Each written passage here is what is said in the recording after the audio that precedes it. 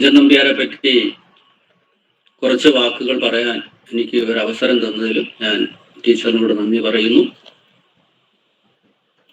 ഈ പ്രഭാഷണം ആരംഭിക്കുന്നതിന് മുമ്പ് ആദ്യം എനിക്ക് പറയാനുള്ളത് പത്മശ്രീ പി കെ നാരായണൻ നമ്പ്യാർ അവர்கள் യശസ്വരീയനായ അദ്ദേഹവുമായിട്ട് എനിക്കും കുറച്ച് പരിചയമുണ്ട്. ജയന്തി ടീച്ചർ വഴി അദ്ദേഹത്തിൻ്റെ മുമ്പിൽ പ്രണാമം അർപ്പിച്ചുകൊണ്ടാണ് ഞാൻ എൻ്റെ വാക്കുകൾ ഇന്ന് ഇവിടെ ആരംഭിക്കുന്നത്. ഒരു വലിയ പാരമ്പര്യത്തിൻ്റെ ഭാഗമാണ്. ഒരേ കുടുംബത്തിൻ്റെ പത്മശ്രീ അത്യപൂർവമായ ഒന്നാണ്. അതിൻ്റെ തുടർച്ചയാണ് ഡോക്ടർ ജയന്തി ടീച്ചറും അതിൻ്റെ ആ വഴികളിലൂടെ സഞ്ചരിക്കുന്നതിന് വളരെ സന്തോഷം.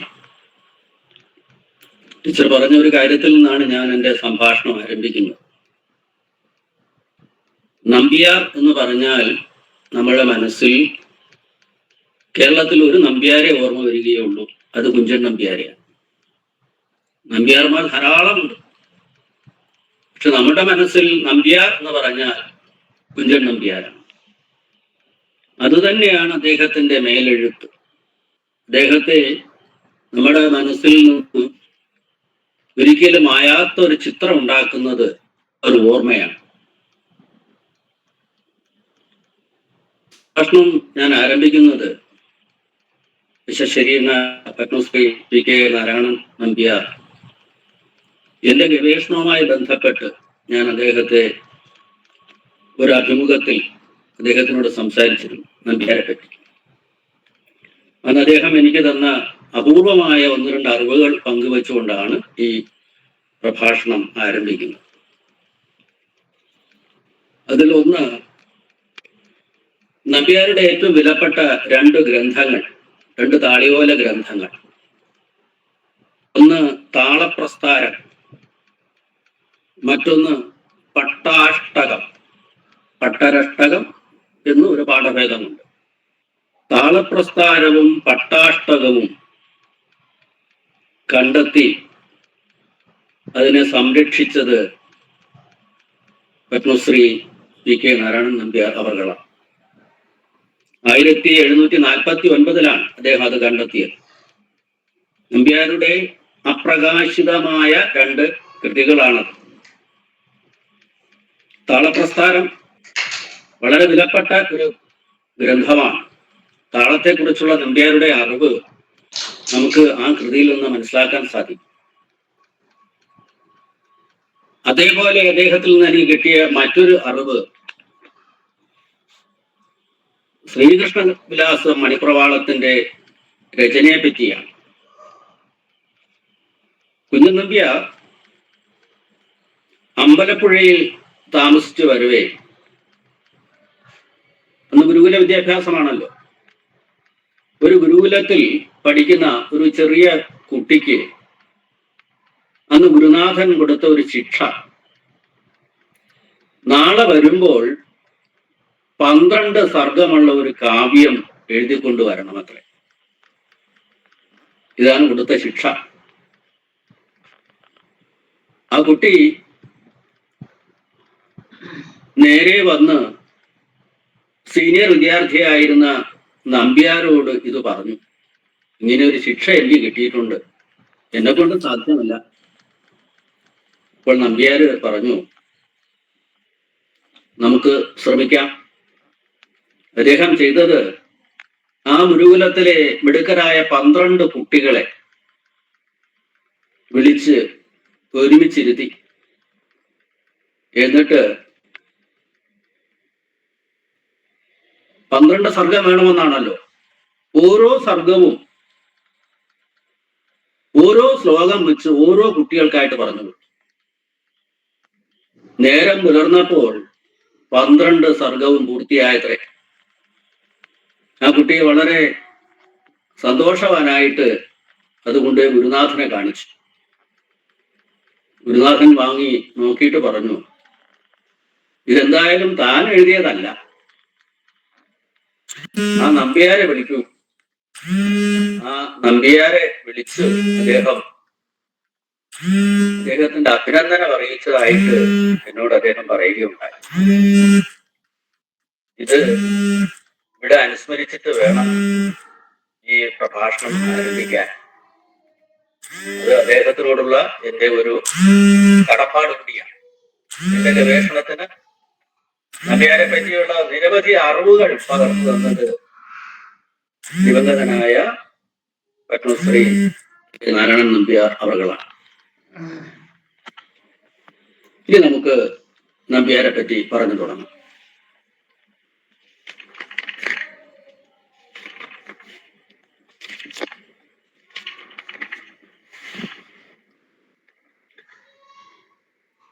മലയാളത്തിലെ ഒരു വിസ്മയമാണ് കുഞ്ചൻ നമ്പ്യാർ.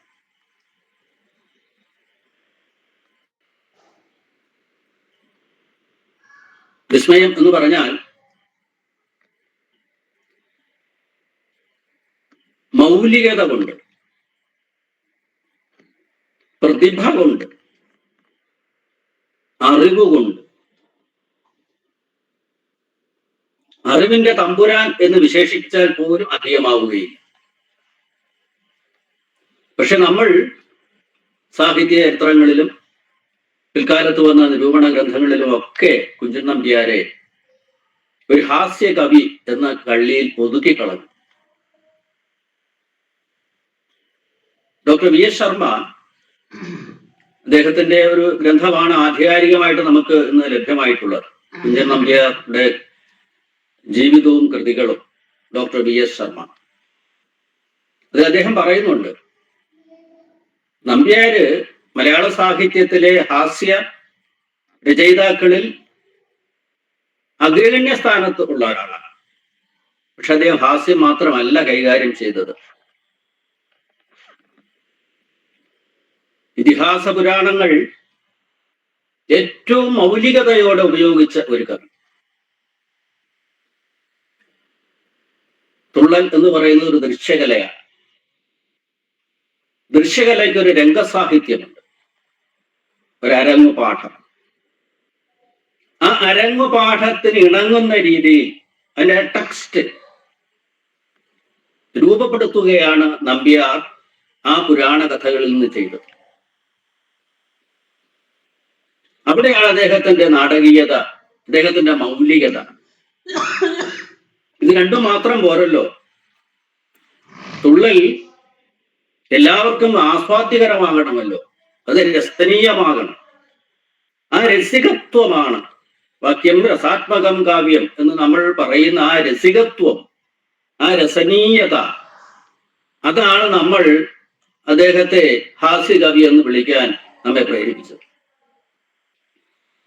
കഥാമുഹൂർത്തങ്ങളെ, കഥാപാത്രങ്ങളെ തെരഞ്ഞെടുത്ത് അവയെ ഒരു രംഗകലയ്ക്ക് ഔചിത്യ ദീക്ഷയോടെ അവതരിപ്പിച്ചു എന്നതാണ് നമ്പ്യാരുടെ ഏറ്റവും വലിയ സവിശേഷത.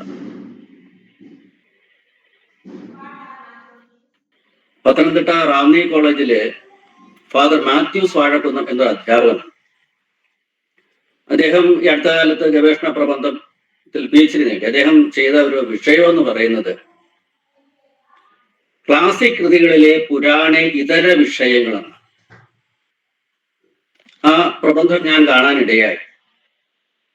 നമ്മൾക്ക് അത്ഭുതം തോന്നും. നമ്പ്യാർക്ക് ശേഷം എത്രയോ പേര് ഈ രംഗത്തേക്ക് കടന്നു വന്നിട്ടുണ്ട്. നിരവധി കൃതികൾ തുള്ളൽ എന്ന ആ സാഹിത്യ പ്രസ്ഥാനത്തിലുണ്ട്. അതൊന്നും നമ്പ്യാരുടെ തുള്ളൽ കൃതിയോട് നമുക്ക് സാമ്യം പറയാൻ പോലും സാധിക്കുകയില്ല. ധാരാളം പേർ അനുകരിക്കാൻ ശ്രമിച്ചിട്ടുണ്ട്. അതേ മട്ടിൽ, അതേ ശീലിൽ എഴുതി തുടങ്ങിയിട്ടുണ്ട്. പക്ഷേ അതിലൊന്നിലുമില്ലാത്ത ഒരു മൗലികത. ആ മൗലികതയാണ് നമ്പ്യാരെ മലയാളത്തിലെ ആദ്യത്തെ ജനകീയ കവിയാക്കിയത്. നമ്പ്യാർ കടന്നു വന്ന ആ ഫ്യൂഡൽ കാലഘട്ടം നമ്മൾ ഓർക്കണം. അന്ന് സാഹിത്യം എന്ന് പറയുന്നത് സാധാരണക്കാർക്ക് അത്ര എളുപ്പത്തിൽ അവർക്ക് പ്രാപിക്കാൻ കഴിയുന്നതിന് അപ്രാപ്യമായിരുന്നു. കാരണം അന്നത്തെ കലകൾ എന്ന് പറയുന്ന പ്രധാനമായും കൂത്ത്, കൂടിയാട്ടം, കഥകളി, ഇവയിലെ സാഹിത്യം എന്ന് പറയുന്നത് സാധാരണക്കാരന് അത്ര വേഗത്തിൽ രസിക്കുന്നതല്ല. അവിടെ നിന്നാണ് നമ്പ്യാര് നാട്ടരങ്ങിലേക്ക് ഘടജനങ്ങളുടെ നടുവിലുള്ളൊരു പടയണിക്കിഹ ചേരുവാൻ വടിവിയർന്നൊരു ചാരു കേരള ഭാഷ തന്നെ ചിതം വരൂ. ഭാഷയിൽ വിപ്ലവം സൃഷ്ടിച്ച ആദ്യത്തെ കവി.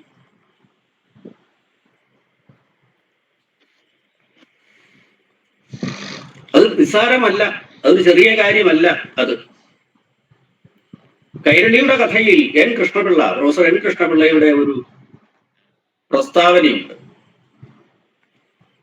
എത്ര മുരടിച്ച ഗൗരവ സ്വഭാവക്കാരനെ കുടുകുടച്ചിരിപ്പിച്ച് ഏതു പാമരനെയും ആകർഷിച്ച് വശപ്പെടുത്തി ആർക്കും മറക്കാനാകാത്ത വിധം ലോകകാര്യങ്ങൾ വർണ്ണിച്ചു കേൾപ്പിച്ച കവി. നമ്പ്യാരെ ഏറ്റവും നന്നായി വിലയിരുത്തിയിട്ടുള്ള ഒരാൾ പ്രൊഫസർ എൻ കൃഷ്ണപിള്ളയാണ്. കവിത ചാട്ടവാറാക്കിയ പടയടി കവി, അതാണ് അദ്ദേഹം നമ്പ്യാർക്ക് കൊടുത്ത ഒരു വിശേഷം. കവിത ചാട്ടവാറാക്കിയ പടയടി കവിയാണ്. അപ്പൊ കവിതയെ സാമൂഹ്യ വിമർശനത്തിന് ചാട്ടവാറാക്കാൻ സാധിക്കും. ഒരുത്തർക്കും ലഘുത്വത്തെ വരുത്തുവാൻ മോഹമില്ല, ഒരുത്തനും ഹിതമായി പറവാനും മോഹമില്ല. ഇങ്ങനെ ഒരു രണ്ടു വരി മറ്റാരെങ്കിലും എഴുതിയിട്ടുണ്ടോ എന്നൊരു സംശയമാണ് ആ കാലഘട്ടത്തിൽ.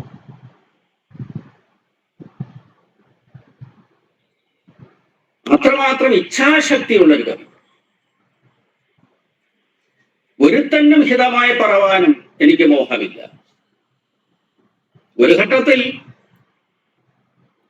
നമ്പ്യാർക്ക് എതിരെ ധാരാളം വിമർശനങ്ങൾ ഉണ്ടെന്ന് ആദ്യത്തെ കല്യാണ സൗന്ദര്യം ശീതങ്ങളുള്ളിൽ തന്നെ നമുക്ക് കാണാൻ സാധിക്കും. ഒരു പക്ഷേ എനിക്ക് തോന്നുന്നത് നമ്പ്യാർ ആദ്യം ഒരു വേദിയിൽ അവതരിപ്പിച്ചത് ഒരു പക്ഷേ കല്യാണ സൗന്ദര്യം ശീതങ്ങളുള്ളിലായിരിക്കാം. പക്ഷെ അതിനു മുമ്പേ അദ്ദേഹം ഇത് എഴുതുകയും മറ്റുള്ളവർ ഇത് കാണുകയും അറിയുകയും ചെയ്തിട്ടില്ലെങ്കിൽ അദ്ദേഹത്തിന് നേരെ വിമർശനങ്ങൾ വരാൻ സാധ്യതയില്ലല്ലോ. അപ്പൊ അതിൽ തന്നെ അദ്ദേഹത്തിന് നേരെയുള്ള വിമർശനങ്ങളെ പറ്റി അദ്ദേഹം സൂചിപ്പിക്കുന്നു. ഒരു ഘട്ടത്തിൽ അദ്ദേഹം പറഞ്ഞു, എന്നെ അറിയാത്ത മഹാമൂഢൻ തെറിവാക്ക് പറയുമ്പോൾ എറിഞ്ഞു കാലുടിക്കുമെന്ന് അറിഞ്ഞുകൊള്ളുവിനെല്ലാരും. എന്താണ് നമ്പ്യാരുടെ ഒരു നിലപാട് എന്ന് നമ്മൾ മനസ്സിലാക്കും. ഭാഷാചരിത്രകാരനായ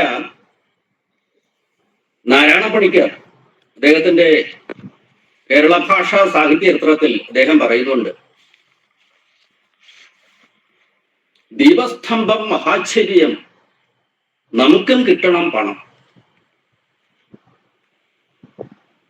ഈ വരി യഥാർത്ഥത്തിൽ അന്നത്തെ എല്ലാ കവികളെയും ലജ്ജിതരാക്കിയ ഒരു ശ്ലോകമാണെന്നാണ് ആർ നാരായണ പണിക്കരുടെ നിരീക്ഷണം. പത്മനാഭസ്വാമി ക്ഷേത്രത്തിൽ പുതുതായി പടിഞ്ഞ ഒരു വിളക്കുമാണ്, ഒരു ദീപസ്തംഭം. അതിനെ അന്നത്തെ ആശ്രിതന്മാരായ കവികൾ ഓരോരുത്തരും പ്രശംസിച്ചുകൊണ്ട് ശ്ലോകം എഴുതി രാജാവിന് അടിയറവ് വയ്ക്കുകയാണ്. നമ്പ്യാർ എഴുതി കൊടുത്ത ഇതാണ്, ദീപസ്തംഭം മഹാശ്ചര്യം, നമുക്കും കിട്ടണം പണം. കേൾക്കുമ്പോൾ അതിൽ വല്ല പുതുമയുണ്ടോ എന്ന് നമുക്ക് തോന്നും. ഒരു സാധാരണ രണ്ടു വരി. ആർ നാരായണ പണിക്കർ പറയുന്നത് അതൊരു സാധാരണ രണ്ടു വരിയല്ല, നമ്പ്യാർക്ക് മാത്രം എഴുതാൻ കഴിയുന്നത്. അദ്ദേഹം പറയുന്നുണ്ട്, തുള്ളൽ കവിത വായിച്ചു പോകുമ്പോൾ അതിൽ പല വരികൾ കേൾക്കുമ്പോൾ ഇത് നമുക്കും എഴുതാൻ കഴിയുമല്ലോ എന്ന ഒരു ചിന്ത വായനക്കാരുടെ ഉള്ളിൽ ഉണ്ടാകും. അരിമണി ഒന്ന് കുറയ്ക്കാനില്ല, തരിവളയിട്ടു നടക്കാൻ മോഹം. ആർക്കും എഴുതിക്കൂടെ? പക്ഷേ അദ്ദേഹം പറയുന്നു ചില വരികൾ നമ്പ്യാർക്ക് മാത്രം എഴുതാൻ കഴിയുന്നതാണ്. അതാണ് കുഞ്ചൻ നമ്പ്യാരുടെ മൗലികത. മറ്റാർക്കും എഴുതാൻ സാധിക്കുകയില്ല ആ കാലഘട്ടത്തിൽ. അതാണ് നമ്പ്യാർ.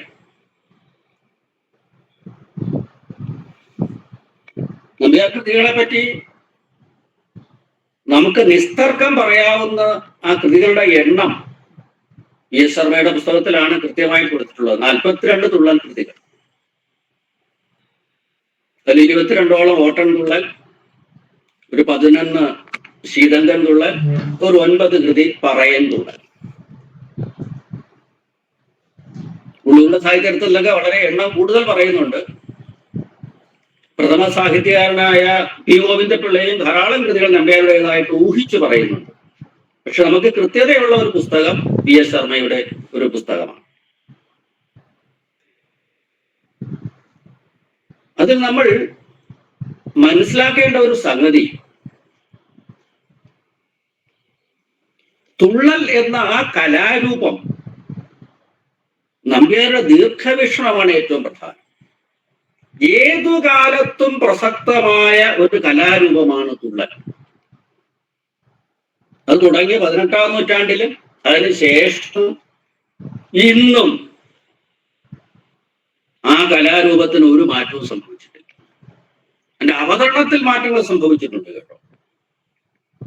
മറ്റു കലകൾ പോലെ തന്നെ തുള്ളൽ കൃതിയുടെ രംഗാവതരണത്തിൽ ചില പരീക്ഷണങ്ങൾ അടുത്ത കാലത്ത് നടന്നിട്ടുണ്ട്. കലാമണ്ഡലം പ്രഭാകരൻ എന്നാണ് തോന്നുന്നു, ഒരു കലാകാരൻ ഓട്ടനും ശീതങ്കനും പറയലും കൂടി ഒരേ വേദിയിൽ അവതരിപ്പിച്ചൊരു പരീക്ഷണം നടത്തിയിട്ടുണ്ടായിരുന്നു.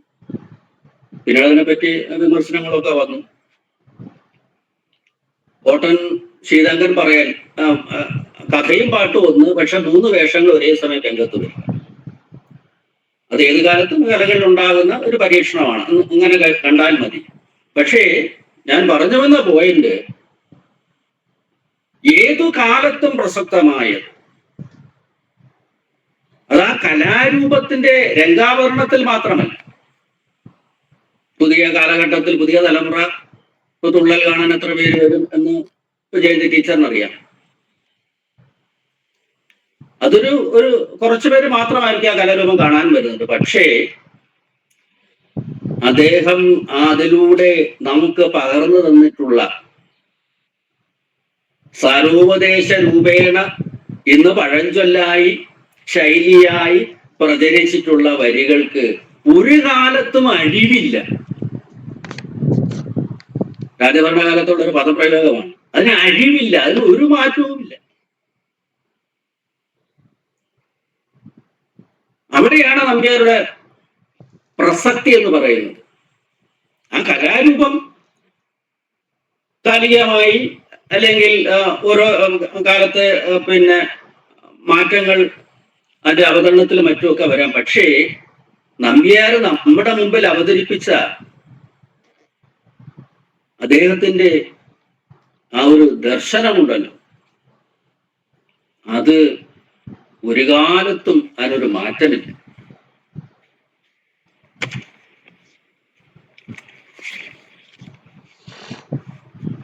നോക്കൂ, പണമെന്നുള്ളത് കയ്യിൽ വരുമ്പോൾ ഗുണമെന്നുള്ളത് ദൂരത്താകും. ഏതെങ്കിലും കാലത്ത് ഇതിന് മാറ്റമുണ്ടോ? പണമെന്നുള്ളത് കയ്യിൽ വരുമ്പോൾ ഗുണമെന്നുള്ളത് ദൂരത്താകും. എമ്പ്രാനൊപ്പം കട്ടുഭുജിച്ചാൽ അമ്പലവാസികൾ ഒക്കെ കാക്കും. ഇന്ന് പ്രസക്തമല്ലേ? ഇന്നും പ്രസക്തമല്ലേ ഈ വരികൾ? കാര്യക്കാരൻ കളവ് തുടർന്നാൽ കരമേലുള്ളവർ കട്ടുമുടിക്കും.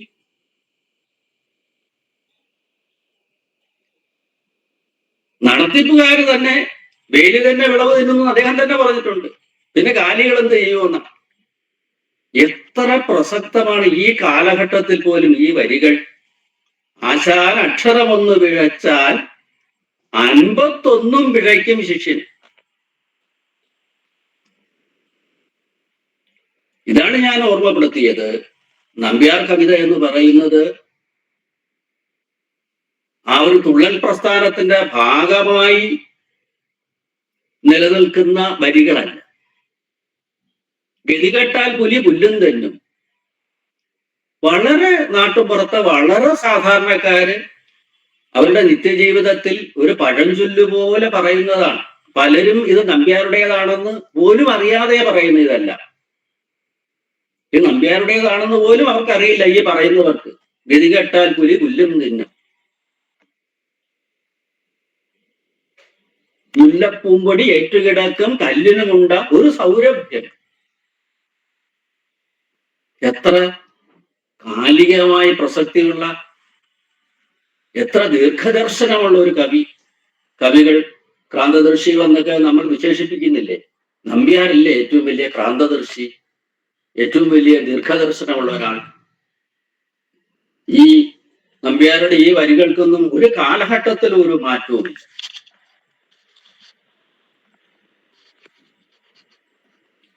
ഞാൻ നേരത്തെ പറഞ്ഞ പ്രധാനപ്പെട്ട തുള്ളൽ കൃതികളെ കൂടാതെ 9 ആട്ടക്കഥകൾ അദ്ദേഹം എഴുതിയിട്ടുണ്ട്. ശ്രീകൃഷ്ണകീർത്തനം മണിപ്രവാളം എന്ന കാവ്യം നമ്മൾ പരിശോധിക്കുമ്പോൾ മണിപ്രവാളത്തെ ഇത്ര കാവ്യാത്മകമായി അവതരിപ്പിച്ച മറ്റൊരു കാവ്യം മലയാളത്തിൽ വേറെ. മണിപ്രവാള ഭാഷ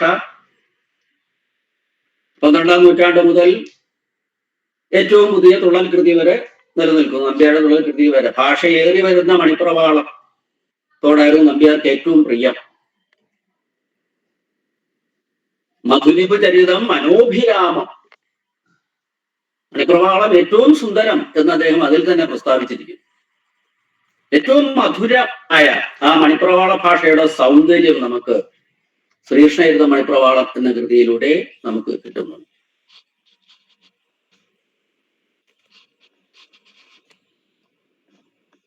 അങ്ങനെ കലയും സാഹിത്യത്തിനു വേണ്ടി ഒഴിഞ്ഞു വച്ച ഒരു ജീവിതം അതായിരുന്നു അദ്ദേഹത്തിന്. VS ശർമ്മ പറയുന്നുണ്ട്, അദ്ദേഹത്തിന്റെ കുടുംബജീവിതത്തെ പറ്റി തെളിവുകളൊന്നും നമുക്ക് ലഭിച്ചിട്ടില്ല. 65 വയസ്സ് വരെ ജീവിച്ചിരുന്നു എന്നാണ് അത്രേ അനുമാനിക്കാമെന്നേ അദ്ദേഹം പറഞ്ഞിട്ടുള്ളൂ. അനുമാനിക്കാം. നമ്പ്യാരുടെ കാലഘട്ടം എന്ന് പറയുന്നത് 1705 മുതൽ 1770 വരെ എന്നാണ്. നമ്പ്യാരുടെ ഏറ്റവും വലിയ മറ്റൊരു ആ കാവ്യപ്രപഞ്ചത്തിന്റെ മറ്റൊരു വലിയ സവിശേഷത എന്ന് പറയുന്നത് നമ്പ്യാർ ഗതകാല സ്മരണകൾ അധികം നടത്തിയിട്ടില്ല. നമ്പ്യാർ ജീവിച്ചിരുന്ന കാലഘട്ടത്തിൽ ആ വർത്തമാന കാലഘട്ടത്തിന്റെ ചിത്രമാണ് അദ്ദേഹം പകർന്നു നൽകിയിരുന്നത്. മറ്റു സാഹിത്യ പ്രസ്ഥാനങ്ങളെ പോലെ ഓർമ്മകളിൽ നിന്ന് പറഞ്ഞു നിന്ന രീതിയെ നമ്പ്യാർക്കില്ല. നമ്പ്യാരുടെ അനുഭവ ചിത്രങ്ങളാണ് നമ്പ്യാർ കവിതയുടെ ഈടുവയ്പ്പുകൾ. ഇത് ചെറിയ കാര്യമല്ല. സാഹിത്യത്തിൽ ഏതു പ്രസ്ഥാനം നമ്മൾ എടുത്ത് പരിശോധിച്ച് നോക്കിയാലും അവയൊക്കെ ഫ്ലാഷ് ബാക്കുകളും ഓർമ്മയിൽ നിന്ന് തിരഞ്ഞെടുത്ത അവരുടെ അറിവിലുള്ള കേട്ടുകേൾവികൾ ഇതൊക്കെ പറയുന്ന ഒരു സമ്പ്രദായം എല്ലാ സാഹിത്യ രൂപങ്ങളിലുമുണ്ട്. പക്ഷേ നമ്പ്യാർ ചെയ്തത് അദ്ദേഹത്തിന്റെ കാലഘട്ടത്തിൽ അദ്ദേഹം കണ്ട ജീവിതം, അദ്ദേഹത്തിന്റെ ചുറ്റുപാടുള്ള മനുഷ്യരുടെ ജീവിതം, അദ്ദേഹത്തിന്റെ കാലഘട്ടത്തിലുള്ള രാജഭരണം, ആ രാജഭരണത്തിന് കീഴിലുള്ള പലതരം ഉദ്യോഗസ്ഥന്മാർ, അവര് പല രീതിയിൽ നടത്തുന്ന അഴിമതികൾ, അതിനകത്ത് നടക്കുന്ന ഉപജാപങ്ങൾ, ഇതൊക്കെ ഇത്ര ധൈര്യത്തോടെ വിളിച്ചു പറഞ്ഞ ഒരു കവി, അതും ആ രാജഭരണകാലത്ത് നമ്മൾ ഓർക്കണം. ഇത് നമ്പ്യാർക്ക് മാത്രം അവകാശപ്പെട്ടതാണ്, മറ്റൊരു കവിക്കുമില്ല. ഒരു കാലഘട്ടത്തിലും നമുക്ക് ഇത് കൊണ്ട് എന്ന് തീർത്ത് പറയാൻ സാധിക്കത്തില്ല. രാജഭരണം പോയി, ജനകീയ കാലഘട്ടം വന്നു, ജനങ്ങൾക്ക് സ്വാതന്ത്ര്യം വന്നു എന്ന് പറയാനുള്ള സ്വാതന്ത്ര്യം വന്നു. എന്ത് പറയാനുള്ള സ്വാതന്ത്ര്യം വന്നിട്ടും സ്വാതന്ത്ര്യത്തോടെ പറയുന്നുണ്ടോ? ഇല്ല. കുറെയെങ്കിലും ഒളിപ്പിച്ച് വെച്ച് തന്റെ ഭാഗം നോക്കിയിട്ടേ ഏത് രചനയും നടത്തുന്നുള്ളൂ. അല്ലാത്തവരൊക്കെ നമ്മുടെ സാഹിത്യ ലോകത്തു നിന്നും മറ്റുമൊക്കെ വളരെ വേഗം വിസ്മൃതമായി പോകുന്നു. ഈ ഒരു കാലഘട്ടത്തിലാണ് നമ്മൾ നമ്പ്യാരെ മനസ്സിലാക്കേണ്ടത്. മനുഷ്യന്റെ സംസ്കാരം. കുട്ടിക്കൃഷ്ണമാരാരാണല്ലോ നമ്പ്യാരെ വിമർശിച്ച് ഒരേ ഒരാൾ. രാജാങ്കണം എന്ന് പറയുന്ന അദ്ദേഹത്തിന്റെ പുസ്തകത്തിൽ സംസ്കാര ലോപം എന്നൊരു ലേഖനം അദ്ദേഹം എഴുതിയിട്ടുണ്ട് മാരാർ. പക്ഷേ നമ്പ്യാര് സംസ്കാര ലോപം നടത്തിയ ആളല്ല. നമ്പ്യാര് സംസ്കാര ലോപം നടത്തുന്നവരെ നമ്മുടെ മുമ്പിൽ തുറന്നു കാട്ടിയ ഒരാളാണ്.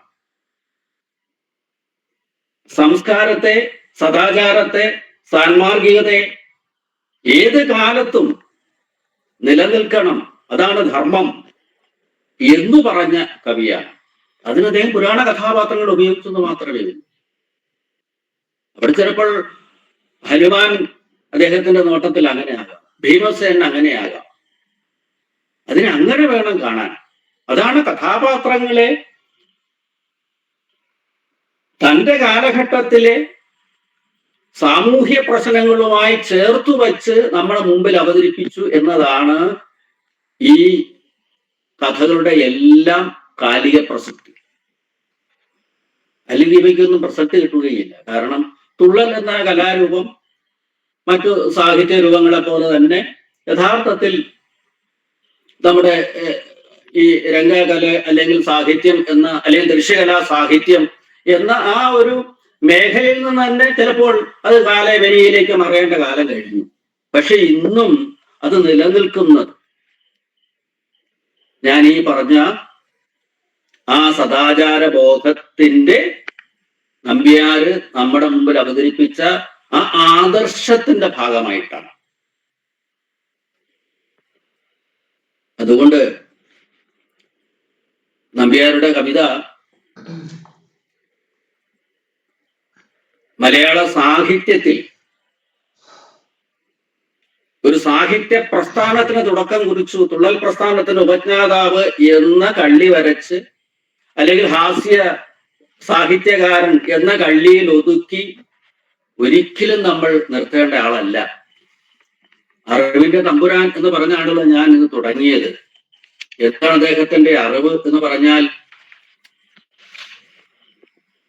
ഇതിഹാസ പുരാണങ്ങൾ മാത്രമല്ല, നാട്യശാസ്ത്രം, നാട്ടപ്രകാരങ്ങൾ, വൈദ്യം, ജ്യോതിഷം, ആയുർവേദം, അനുഷ്ഠാന കലകൾ, ക്ഷേത്രകലകൾ, നാടോടിക്കലകൾ, കലാവിനോദങ്ങൾ, വാദ്യകല, സംഗീതം, സാഹിത്യം, അഭിനയം, താളം, രാഗം, യുദ്ധമുറകൾ, സദ്യവട്ടങ്ങൾ, നായാട്ട്, നാട്ടുവർത്തമാനങ്ങൾ, പഴഞ്ചൊല്ലുകൾ,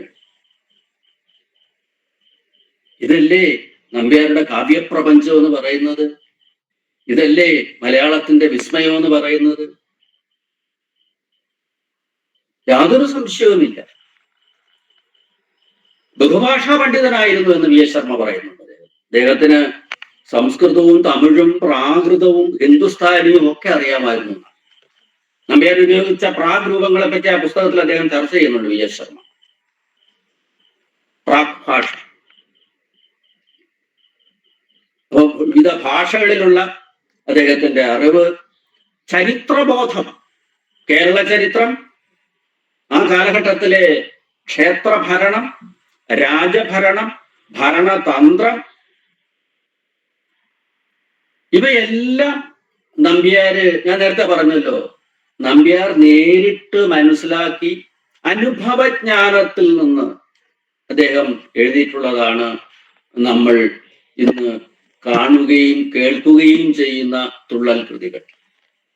അങ്ങനെ മലയാളത്തിൽ ഒരു ദൃശ്യ ശ്രവ്യ സംസ്കാരം സാധാരണക്കാർക്കിടയിൽ, ഒരു നാട്ടരങ്ങിന്റെ ആ ഒരു മിഴിവും അതിൻ്റെ ഒരു ചന്തവും നമുക്ക് ആദ്യമായി അവതരിപ്പിച്ചത് യഥാർത്ഥത്തിൽ കുഞ്ചൻ നമ്പ്യാരാണ്. അത് അദ്ദേഹത്തെ ഏത് കാലത്തും മലയാളികൾ ഉള്ളിടത്തോളം കാലം സ്വാഗത പ്രാസംഗ്യം പറഞ്ഞതുപോലെ നമ്മുടെ ലോക പ്രശസ്തിയിലേക്ക് മലയാള കവിതയെ സാഹിത്യത്തെ കൊണ്ടുപോകുന്നതിൽ നമ്പ്യാർ വഹിച്ച പങ്ക് ചെറുതല്ല. ചെങ്ങമ്പുഴ കൃഷ്ണപിള്ള പറയുന്നുണ്ട്,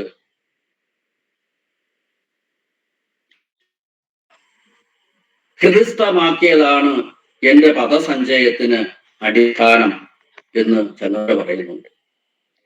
അങ്ങനെ ഏതു കാലത്തും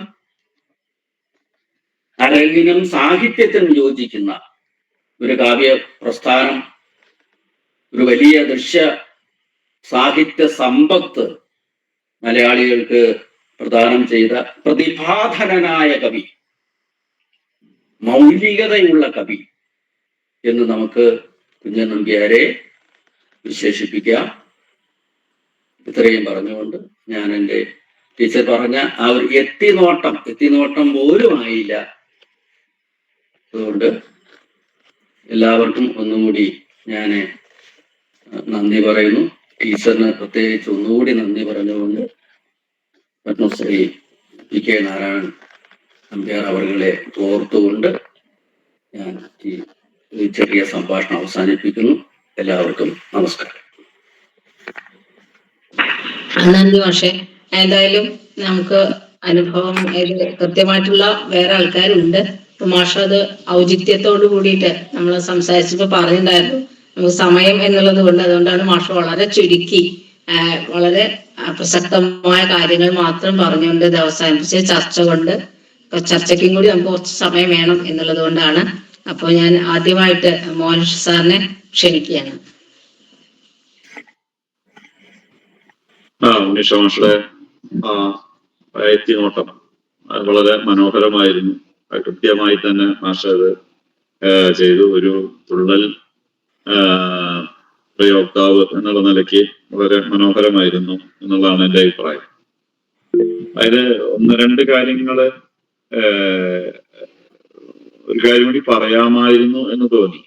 അതായത് ഈ കുഞ്ചൻ നമ്പ്യാരെ കുറിച്ച് പറയുമ്പോൾ എപ്പോഴും ഈ ഒരു ചർച്ച വരുന്ന ഒരു കാര്യം അദ്ദേഹത്തിന്റെ പേരിനെ കുറിച്ചാണ്. അതിന് രാമൻ, കൃഷ്ണൻ എന്നൊക്കെ പല പേരുമുണ്ട്. പിന്നെ ഈ രാമപാണിവാദനൻ എന്ന അത് അദ്ദേഹം തന്നെയാണ്, അദ്ദേഹമല്ല എന്നുള്ള ഒരു വാദങ്ങളുണ്ട്. അപ്പോ അതിനെ കുറിച്ച് ഒന്നും മാഷ് പറഞ്ഞ് കേട്ടില്ല. അപ്പൊ അത് ചർച്ചയിലാവാം. ജയന്തി ടീച്ചർക്ക് അതിനെ കുറിച്ചിട്ട് കുറച്ച് കൂടുതൽ പറയാനുണ്ടാവും എന്ന് തോന്നുന്നു. അപ്പോ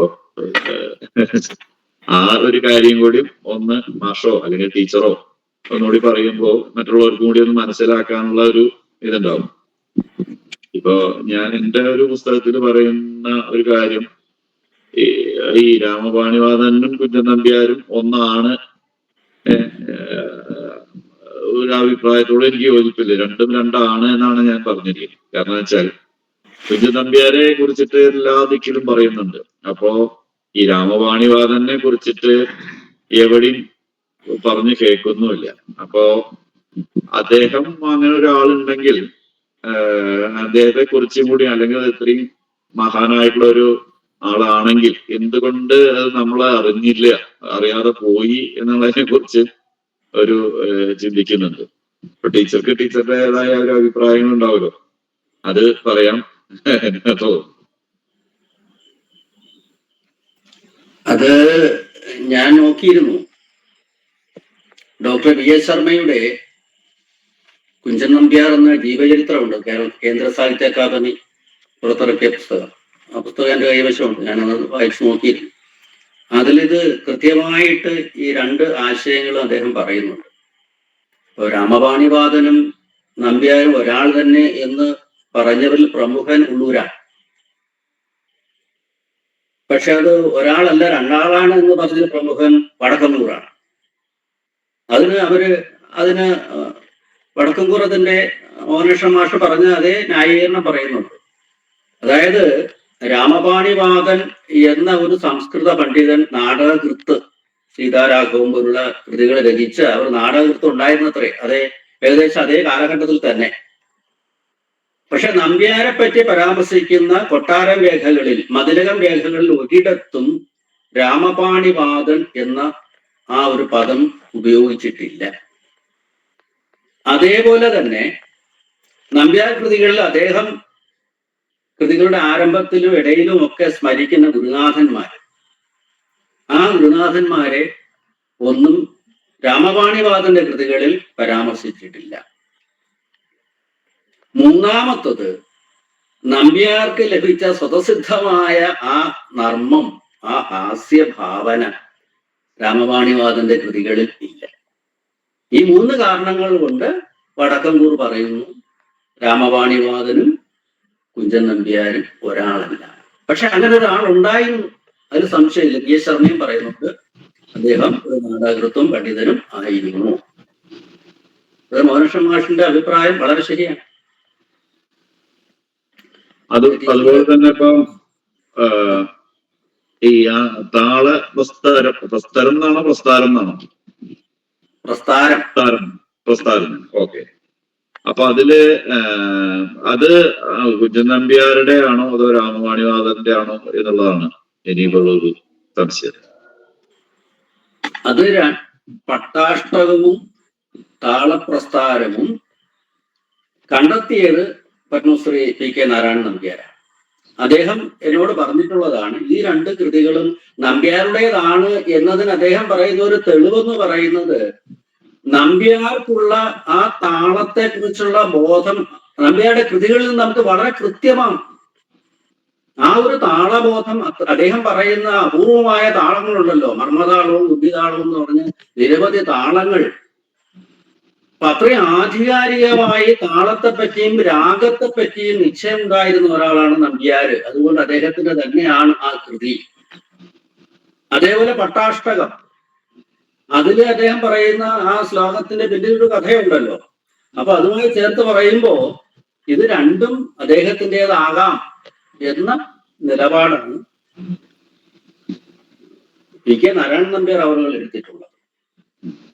ഇനി നമുക്ക് പറയാൻ പറ്റും, പി എസ് ശർമ്മ പോലും ഓരോന്ന് പറയുമ്പോ അനുമാനിക്കാം അല്ലാതെ ഒരു വാക്ക് അദ്ദേഹം പോലും പറയുന്നില്ല അദ്ദേഹത്തിന്റെ ജീവചരിത്രത്തിൽ. ഓക്കെ.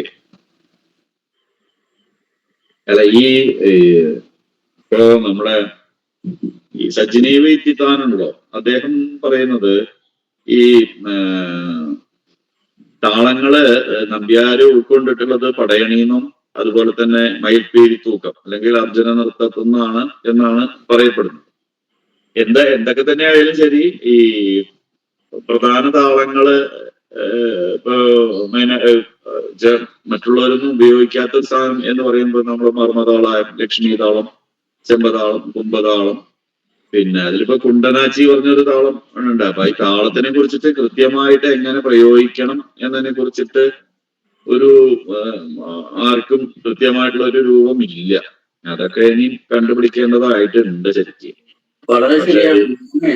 ഗുരും അതുപോലെ തന്നെ ഈ സജനീവനൊക്കെ പറയുന്നുണ്ട് ഇങ്ങനെയൊക്കെയാണ് അതിന്റെ മാത്രകൾ എന്നൊക്കെ പറയുന്നുണ്ട്. പക്ഷെ നമുക്ക് അതുമാതിരി ആ വരികൾ ചെല്ലാൻ പറ്റുമോ എന്ന് ചോദിച്ചാൽ സംശയമാണ് ഇനി. അപ്പൊ അത് എന്താണ് കൃത്യമായിട്ട് മനസ്സിലാക്കിയിട്ടില്ല. ഇപ്പൊ ആര് പറയണതാണ് ശരി എന്നുള്ളതിനെ കുറിച്ചിട്ട് ഒരു കൃത്യത എപ്പോഴും വന്നിട്ടില്ല എന്നുള്ളതാണ് ഒരു ചെറിയ പ്രശ്നം. അങ്ങനെ തോന്നിയിട്ടുണ്ട് എനിക്ക്. ഞാന് എന്റെ ഗവേഷണവുമായി ബന്ധപ്പെട്ട് താമരക്കുടി കരുണാകരൻ മാസ്റ്റർ എന്ന് പറയുന്ന തുള്ളൽ കലാകാരനുണ്ടായിട്ടുള്ള ആളാണ്. മാഷിനെ അറിയാമായിരിക്കും. താമരക്കുടി മാസ്റ്റർ. അദ്ദേഹമായിട്ട് ഞാനൊരു അഭിമുഖം നടത്തിയിരുന്നു. അപ്പൊ അദ്ദേഹം പറയുന്നത് ഇന്ന് പല തുള്ളൽക്കാർക്കും ഈ താളം ശരിക്കും എന്താണെന്ന് മനസ്സിലായിട്ടില്ലെന്നാണ്. നമ്പ്യാരുടെ ഈ പല താളങ്ങളും കാരണം അത് പ്രയോഗത്തിൽ വേക്കാരും കണ്ടിട്ടില്ല.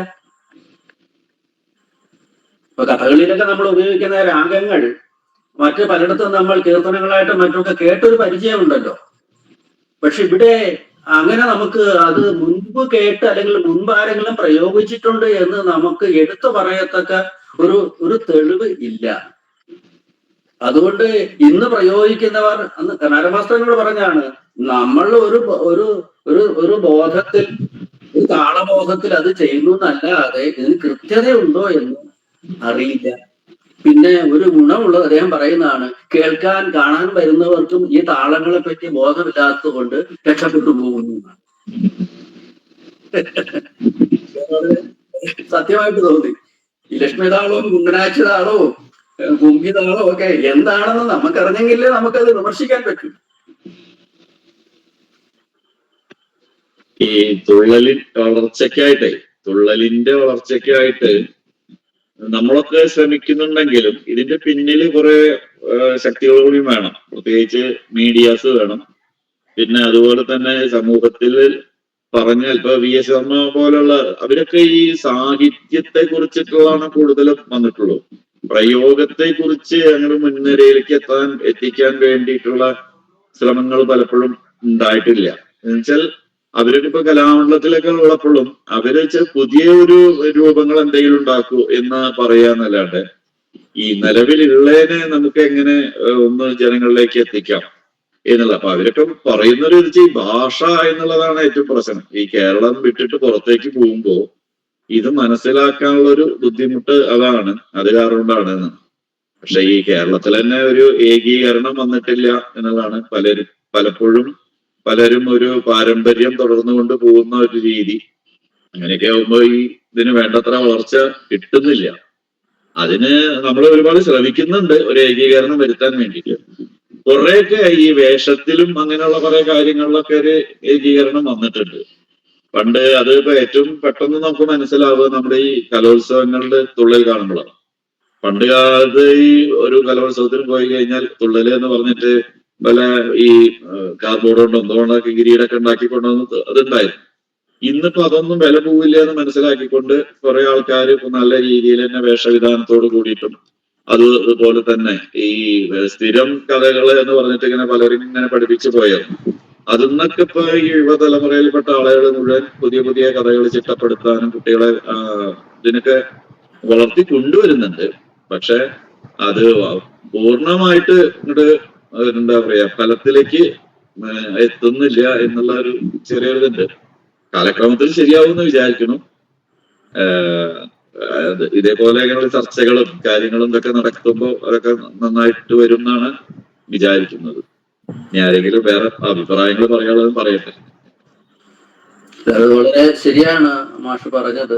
കലാമണ്ഡലം പോലുള്ള അല്ലെങ്കിൽ ടീച്ചറിന്റെ ഗുരുകുലം പോലുള്ള സ്ഥാപനങ്ങൾ ഇത്തരം ചർച്ചകൾ ഏറ്റെടുത്ത് ഈ കലകളെ പിന്നെ എങ്ങനെയാണ് നമുക്ക് ഒന്നുകൂടി പരിപോഷിപ്പിക്കേണ്ടത്, ആ പരിപോഷിപ്പിക്കുമ്പോൾ അവയുടെ തനിമ, അവയുടെ തനതായ ആ കലാ സംസ്കാരം നഷ്ടപ്പെടാതെ അവയെ എങ്ങനെ നിലനിർത്താൻ സാധിക്കും എന്നത് സത്യത്തിൽ ഈ ഗുരുകുലങ്ങൾക്കും കലാമണ്ഡലം പോലുള്ള സ്ഥാപനങ്ങൾക്കേ സാധിക്കും.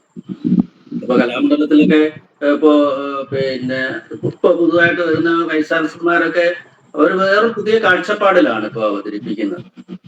ഇപ്പൊ അവരെ സംബന്ധിച്ചിടത്തോളം ഇതേ അവർക്ക് പറയാൻ കഴിയുമോ, നിങ്ങൾ ഇതിലൊരു പുതുമ വരുത്താൻ ശ്രമിക്കൂ, എങ്ങനെ അതിൽ വരുത്താൻ സാധിക്കും. ഇപ്പൊ ഞാൻ ഉദാഹരണം പറയട്ടെ. കലാമണ്ഡലത്തില് ഇപ്പോൾ ഈ അടുത്ത കാലത്ത് വന്ന VC-മാരെ നമ്മൾ നോക്കൂ. VS ശർമ്മ ആ പാരമ്പര്യത്തിലുള്ള ഒരാളാണ്, യാതൊരു സംശയമില്ല. അദ്ദേഹത്തിന് അഗാധമായ അറിവ് ഈ കലാരൂപങ്ങളിലെല്ലാം. പക്ഷെ അതിനുശേഷം പിന്നീട് വന്ന പലരെയും നമ്മൾ നോക്കും, അവർക്ക് ഈ കലാരൂപങ്ങളോട് യഥാർത്ഥത്തിൽ അതിന്റെ പെർഫോമിംഗ് സൈഡോ അല്ലെങ്കിൽ അതിന്റെ രംഗഭാഷ്യമോ ഒന്നും അവർക്ക് സത്യം പറഞ്ഞാല് അവർക്ക് ഇതൊക്കെ അറിയാമോ എന്ന് എനിക്ക് സംശയം. അവരാ പദവിയിൽ ഇരിക്കുന്നു എന്നല്ലാതെ. അല്ല, ഇപ്പൊ വന്ന വൈസ് ചാൻസലർമാരില് ഒന്നോ രണ്ടോ പേർക്ക് അതിനെ കുറിച്ചിട്ട് അത്ര ധാരണ ഇല്ലാത്ത ആൾക്കാർ. ബാക്കി വന്നവർക്കൊക്കെ ഒന്നെങ്കിൽ കഥകളിയില് അല്ലെങ്കിൽ തുള്ളലില് അല്ലെങ്കിൽ കൂടിയാട്ടത്തില് എന്ന് പറഞ്ഞില്ലേ, അതിലൊക്കെ പ്രാഗൽഭ്യമുള്ള ആൾക്കാരൊക്കെ തന്നെയാണ്. അപ്പൊ അവര് വരുമ്പോ എന്താ വെച്ചാൽ ആ കലയ്ക്ക് കുറച്ച് പ്രാധാന്യം കൊടുത്തുകൊണ്ട് പോവുകയാണ്. അപ്പൊ എന്താ വെച്ചാൽ ഈ തരത്തിലുള്ള ഈ തുള്ളലിനെ സംബന്ധിച്ച് പറയുകയാണെങ്കിൽ ഇതിപ്പോ ഒരു ക്ലാസിക്കൽ കലയാണോ വെച്ചാൽ അല്ല, എന്നാൽ അത് ഫോക്കാണോ വെച്ചാൽ അല്ല, അവിടെ നിൽക്കുന്നില്ല. ഇത് ഒരു സെമി ക്ലാസിക്കൽ എന്ന് പറഞ്ഞ ഒരു ഇതിൽ നിൽക്കുകയാണ്. അപ്പൊ അത് കാരണം കൊണ്ട് അതുകൊണ്ട് തന്നെ പലപ്പോഴും ഇതിന് ഒരു അംഗീകാരം കിട്ടാത്ത രീതിയിൽ കൊണ്ട്. അപ്പൊ ഫോക്കിനെയൊക്കെ ധാരാളം പരിപോഷിക്കാനും അതിന് അവാർഡുകൾ കൊടുക്കാനും അതിനൊക്കെ ഒരു വിങ് ഉണ്ട്. ക്ലാസിക്കലിന് അതേപോലെ തന്നെ ഉണ്ട്.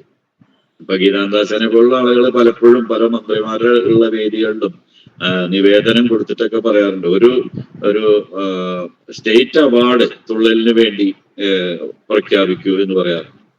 അപ്പൊ അതൊന്നും നടന്നിട്ടില്ല. ഇപ്പൊ കഴിഞ്ഞ വർഷം ഞങ്ങൾ ഇതുമാതിരി തന്നെ സാംസ്കാരിക വകുപ്പ് മന്ത്രി വന്നപ്പോ ഇതുമാതിരി അപേക്ഷ കൊടുത്തു. പുള്ളി വായിച്ച് അത് പ്രഖ്യാപിക്കുമ്പോഴേക്കും അതിന്റെ ഇടയിൽ കയറിയിട്ട് ഒരാൾ കയറി പറഞ്ഞു, അല്ല തുള്ളലിന് മാത്രം അങ്ങനെയല്ല, വേറെ കലകളില്ല ഇവിടെ, അപ്പൊ അതിനൊക്കെ ഒരു സംസ്ഥാന അവാർഡ് കൊടുക്കണം എന്ന് പറഞ്ഞുകൊണ്ട് അതിന്റെ ഇടയിൽ കയറി സംസാരിച്ചു.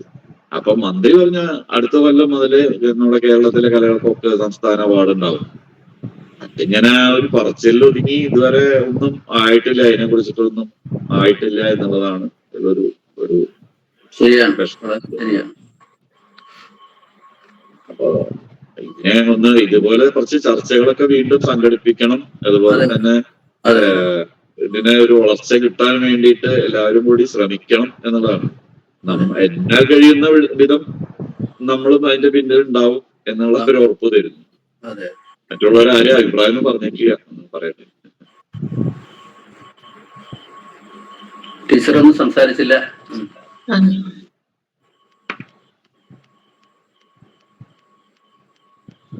സുരേഷ് സാർ സംസാരിച്ചു.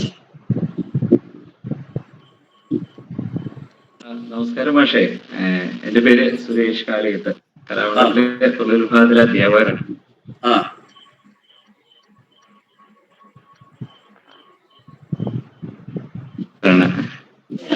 വളരെ നല്ല ഒരു അവതരണമായിരുന്നു മാഷിന്റെ. പക്ഷെ വളരെയധികം ഞങ്ങൾക്ക് പ്രയോജനപ്രദമായി, പ്രത്യേകിച്ച് ഒരു തുള്ളൽ പ്രയോക്താവ് എന്നുള്ള നിലയ്ക്കും തുള്ളൽ രംഗത്ത് പ്രവർത്തിക്കുന്ന ഒരാൾ എന്നുള്ള നിലയ്ക്കും നല്ലൊരു അറിവിന്റെ ഒരു ആദായനാണ് തുറന്നിട്ടിരിക്കുന്നത്. എനിക്ക് മനീഷ് മാഷ് പറഞ്ഞ പോലെ തന്നെ പലപ്പോഴും ഈ ഒരു സാഹിത്യരൂപം എന്ന നിലയ്ക്ക് തുള്ളലിനെ ധാരാളം പേര് വിലയിരുത്തി കാണുന്നുണ്ട്. പക്ഷെ അതോടൊപ്പം തന്നെ ഒരു ജനകീയമായിട്ടുള്ള ഒരു ദൃശ്യ കലാരൂപം എന്നുള്ള നിലയ്ക്ക് അതിനെ പഠിച്ച് വിലയിരുത്താനായിട്ട് പല പണ്ഡിതന്മാരും കാര്യമായിട്ട് ശ്രമിച്ച് കാണുന്നില്ല എന്നുള്ള ഒരു വസ്തുത, അതൊരു യാഥാർത്ഥ്യമാണ് എന്ന് തോന്നുന്നു. നമ്പ്യാരെ കുറിച്ച് പറയുമ്പോൾ ഏറ്റവും മാഷ ഇതൊക്കെ പറയുമ്പോൾ നമുക്ക് തോന്നിയിട്ടുള്ളത് എന്താണെന്ന് വെച്ചാൽ ഒരു തരത്തിലുള്ള ഒരു കാവ്യ സാഫല്യമാണ്. ജനങ്ങള് കവിയിലേക്കും കവി ജനങ്ങളിലേക്കും ഇത് തമ്മിലുള്ള ഒരു അതിർവരമ്പ് ഇല്ലാതിരിക്കുക, ഒരു അലിഞ്ഞു ചേരുന്ന അല്ലെങ്കിൽ പരസ്പീകരണം അങ്ങനെയൊക്കെ പറയുന്ന രീതിയിൽ വെവ്വേറെ അല്ലാത്ത ഒരു വലിയൊരു കാവ്യ സാഫല്യാണ് നമ്പ്യാര് നമുക്ക് കാണിച്ചു തന്നിട്ടുള്ളത് എന്നതിൽ സംശയമില്ല. അപ്പോ ഈ സാഹിത്യത്തിന്റെ അംശങ്ങളും കലയുടെ അംശങ്ങളും ഒരുപക്ഷെ ഒരു തരത്തില് ഒരു മത്സരിച്ചു നിൽക്കുന്ന ഒരു രീതിയാണ് പലപ്പോഴും തുള്ളലിൽ തോന്നിയിട്ടുള്ളത്. അപ്പോ അതൊന്ന് വളരെ മികച്ച രീതിയിൽ മാഷ് അത് നന്നായിട്ട് അവതരിപ്പിച്ചു. അതില് മാഷോട് വളരെയധികം നന്ദിയുണ്ട്. ടീച്ചറോടും ഇങ്ങനെ ഒരു പരിപാടി ഇതുപോലുള്ള ഒരു തുടർച്ചയായിട്ടുള്ള സംവാദങ്ങളും ഇതും ഈ ഒരു കലയുടെ മുന്നോട്ടുള്ള പോക്കിന് വളരെയധികം ആവശ്യമാണ് എന്ന് ഉറച്ചു വിശ്വസിക്കുന്ന ഒരാളാണ് ഞാൻ. അപ്പോ ഇതാണ് എനിക്കതിൽ പറയാനുള്ളത്. മാഷെ വളരെ ശരിയാണ്. കലാകാരന്മാരുടെ ഇത് കൈകാര്യം ചെയ്യുന്ന കലാകാരന്മാരുടെ ഒരു കൂട്ടായ്മയും ഇത്തരം ഗുരുകുലങ്ങളുടെ ഒരു പ്രവർത്തനവും അവരുടെ ഒരു സഹകരണത്തോടു കൂടി മാത്രമേ നമുക്ക് ഈ കലകളെ നിലനിർത്താൻ സാധിക്കൂ. ടീച്ചർ ഇനി വേറെ എന്തായാലും ഇത് നമ്മളിത് ഏറ്റെടുത്തിട്ടുണ്ട്. നമ്മളിപ്പോ മണിമാധവ ചാക്യാർ സ്മാരക ഗുരുകുലം നടത്തുന്നതിനോടൊപ്പം പുതിയൊരു ഇൻസ്റ്റിറ്റ്യൂഷനാണ് ഈ നിർഭ എന്നുള്ളത്. അത് ഇവിടുത്തെ കേരളീയ കലകളെ മുഴുവൻ അത്തരത്തിലൊരു റിസർച്ച് ഇൻസ്റ്റിറ്റ്യൂട്ട് ആയിട്ടാണ് മാറുന്നത്. കാരണം അച്ഛൻ കൂടിയാട്ടത്തിൽ മാത്രമല്ല ഇത്തരം കലകളെ കുറിച്ചിട്ട് കൂടി ആലോചിക്കുകയും അതിനെക്കുറിച്ച് സംസാരിക്കുകയും ചെയ്യുന്ന ഒരാളായിരുന്നു. അതുകൊണ്ടാണ് ഈ റിസർച്ച് ഇൻസ്റ്റിറ്റ്യൂട്ട് എല്ലാ കലകളെ കുറിച്ച് നമ്മൾ ഇങ്ങനത്തെ കാര്യങ്ങള് പ്രത്യേകിച്ച് ഞങ്ങളെ സംബന്ധിച്ചിടത്തോളം കിള്ളിക്കുറിശ്ശിമംഗലം എന്നുള്ള സ്ഥലം എല്ലാ കലകളുടെയും അടിസ്ഥാന സ്ഥലമാണ്. അവിടെ എല്ലാവരും ഉണ്ടായിരുന്നു. കഥകളി ആയാലും മോഹിനിയാട്ടായാലും തുന്നലായാലും. അപ്പൊ അങ്ങനെ ഏത് കലാരൂപത്തിലും ഇവിടെ ഒരു അടിത്തറ ഉണ്ട് എന്നുള്ളത് കൊണ്ടാണ് ഈ ഒരു സംരംഭം നമ്മൾ മുമ്പിലേക്ക് കൊണ്ടുവന്നത്. തീർച്ചയായിട്ടും ഇത്തരത്തിൽ വീണ്ടും നമുക്ക് നിങ്ങളുടെ ഒരു സഹകരണത്തോടെ ഇത്തരം പരിപാടികൾ ഇപ്പോ ഓൺലൈനിലാണെങ്കിലും അല്ലെങ്കിൽ ഓഫ്ലൈനായിട്ട് നമുക്ക് നടത്താൻ സന്തോഷമേ ഉള്ളൂ. എല്ലാവരുടെയും സഹകരണം നമുക്ക് ഇങ്ങനത്തെ ചർച്ചകൾ നടത്താൻ ഒരു ബുദ്ധിമുട്ടും ഇല്ല. നമുക്ക് അങ്ങനെയൊക്കെ പറ്റട്ടെ എന്ന് വിചാരിക്കുന്നു. ഇതില് വേറെ ആൾക്കാരുടെ കുട്ടികളുണ്ട്. ഗോവിന്ദേട്ടൻ സംസാരിക്കുന്നുണ്ടോ? കാരണം ഒരുപാട് കാലം മുമ്പ് ഇവിടുന്ന് പോയിട്ട് ഒരാളുടെ തുള്ളൽ അനുഭവമാണ്. സോറി, ഞാൻ ഇതിൽ അത്ര വിവരമുള്ള ആളല്ല. എന്റെ ബാക്ക്ഗ്രൗണ്ട് സയൻസും കെമിസ്ട്രി പ്രൊഫസറും ഒക്കെ ആയിരുന്നു. അപ്പൊ കല സാഹിത്യമൊക്കെ ഒരു സെക്കൻഡറി ആയിട്ട് ഞാൻ കണ്ടിട്ടുള്ളൂ. ഇതില് ഒന്നും പറയാൻ പ്രത്യേകിച്ചില്ല. പിന്നെ ഞാൻ പതുക്കെ കൊണ്ട് ഇതില് കൂടുതൽ പാർട്ടിസിപ്പേറ്റ് ചെയ്യുമ്പോ മേ ബി വലുതൊക്കെ ഓർക്കാം. പക്ഷെ എനിവേ, ഞാൻ പറഞ്ഞമാതിരി കുറെ കാലമായി നാട് വിട്ടിട്ട്, പക്ഷെ ഇടയ്ക്കിടയ്ക്ക് വരുന്നുണ്ട്. അപ്പൊ നിങ്ങളെയൊക്കെ കാണാറുണ്ട്, അച്ഛനെയും കാണാറുണ്ട്. എപ്പോഴും മുത്തശ്ശനെ ഇങ്ങനെ കണ്ട, ഞാൻ ചെറുതായിരുന്നു മുത്തശ്ശൻ, ഞാൻ അവിടെ ഉള്ളപ്പോ മുത്തശ്ശൻ ഇങ്ങനെ അധികം കണ്ടിട്ടില്ല. കൂടിയാട്ടമൊക്കെ കണ്ടിരുന്നതല്ലാണ്ട്. അപ്പോ ഈ കലയുടെ ഉള്ളിൽ വളർന്നു വന്ന ആളാണ്. പക്ഷെ ഇപ്പോ നാട് വിട്ടിട്ട് 49 കൊല്ലമായി. കുറച്ച് ടച്ച് വിട്ടിട്ടുണ്ട്. പക്ഷെ സ്റ്റിൽ കീപ്പ് അപ്പ്. എന്നാലും ഇതൊരു നല്ലൊരു സന്ദർഭമായി ഇതിൽ പാർട്ടിസിപ്പേറ്റ് ചെയ്യാൻ പറ്റിയത്. ക്വയറ്റായിട്ട് കാണുകയാണെങ്കിലും കേൾക്കുകയാണെങ്കിലും I think it's worth it. ശരി, ഓക്കെ. കുട്ടികളുണ്ട് ചില ആൾക്കാരെ സംസാരിക്കാൻ എന്തെങ്കിലും സംശയമോ അല്ലെങ്കിൽ ഏതെങ്കിലും തരത്തിലുള്ള അഭിപ്രായമോ കൂട്ടിച്ചേർക്കാനുണ്ടെങ്കിൽ പറയാവുന്നതാണ്.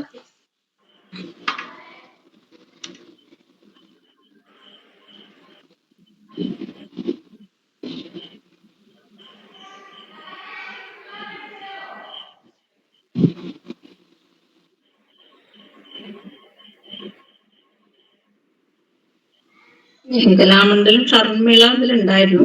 ലെഫ്റ്റ് ആയോ എന്നുള്ള അറിയില്ല. ടീച്ചർ, ഞാൻ ലെഫ്റ്റ് ആയിട്ട് ഇവിടെ ഉണ്ട്, കേൾക്കാണ്. പറയൂ. മാഷെ നമസ്കാരം. ഷർമിള കലാകാരിയാണ്. എനിക്ക് ഭയങ്കര സന്തോഷമാണ്. സത്യത്തിൽ ഇന്ന് രാവിലെ മോനാശാനാണ് ഈ പോസ്റ്റ് ഷെയർ ചെയ്തത്. അപ്പൊ ഭയങ്കര സന്തോഷം തോന്നി. കാരണം തുള്ളലിനെ കുറിച്ചിട്ട് നമ്പ്യാരാശൻ ഒരു ബഹുമുഖ പ്രതിഭയായിരുന്നു. അപ്പൊ അദ്ദേഹത്തിന്റെ ഒരു നാമധേയത്തിൽ ഇങ്ങനെ ഒരു ചർച്ച സംഘടിപ്പിച്ചത് എനിക്ക് ഭയങ്കര സന്തോഷം തോന്നി. ഞാൻ വേഗത്തിൽ തന്നെ ട്രൈ ചെയ്തിട്ടുണ്ടായിരുന്നു, അവസാനം കയറാൻ പറ്റുന്നുണ്ടായില്ല. പിന്നെ ഞാൻ വീണ്ടും ഗ്രൂപ്പില് പറ്റണില്ല എന്നൊക്കെ പറഞ്ഞ് ട്രൈ ചെയ്തൊന്ന് എത്തിയത്. ഭാഗ്യത്തിന് തുടങ്ങുമ്പോഴേക്കും തന്നെ വരാൻ പറ്റി. എനിക്ക് ഭയങ്കര സന്തോഷമാണ്. ആദ്യമായിട്ട് ഇപ്പൊ തുള്ളലിന് എല്ലാവരും തുള്ളലിൽ എന്താ എത്രമാത്രം പറയാനുള്ളത്, തുള്ളലിനെ കുറിച്ച് എന്താ പഠിക്കാനുള്ളത് എന്നൊക്കെ ഇങ്ങനെ പല പണ്ഡിതന്മാരുടെ അടുത്തും തന്നെ കേൾക്കേണ്ടതായിട്ട് വന്നിട്ടുണ്ട്.